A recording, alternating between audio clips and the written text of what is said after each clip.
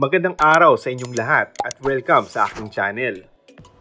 May balitang tatapusin na ang papel ni Lovie Po bilang si Mokang sa FPJ's Batang Quiapo para masimulan na ang comeback teleserye at balik-tambalan ng nagbabalik showbiz na si Julia Montes.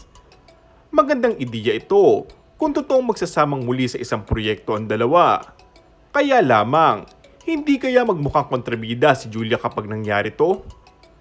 Marami pa rin kasi ang nag-aabang na mangyayari kay Mokang at Tanggol ngayong mag-iiba na ang mundo ng dalawa.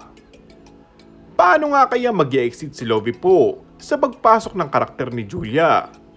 Ayon sa ilang netizen, ay maaaring magkakilala ang dalawa ngayong nakakulong na si Tanggol at maaaring pulis ang maging papel ni Julia Montes.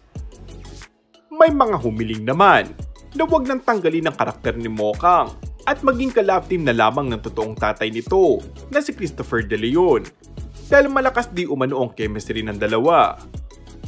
Wala pa mang kumpirmasyon nito, ngunit tiniyak naman ng source na mula sa cast ay ang pagpasok daw ng kilalang aktres na matagal nang umuungot kay Direk Coco Martin na sana ibigyan siya ng pagkakataong mapasama sa serye.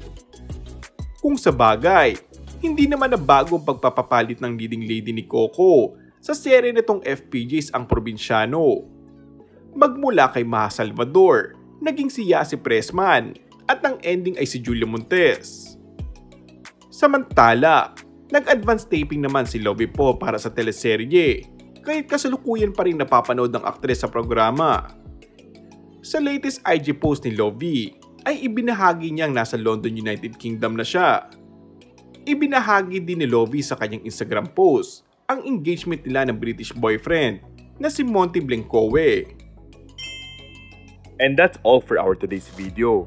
Kung bago ka lang sa akin channel ay mag-subscribe at pindutin na rin ang notification bell. Maraming salamat!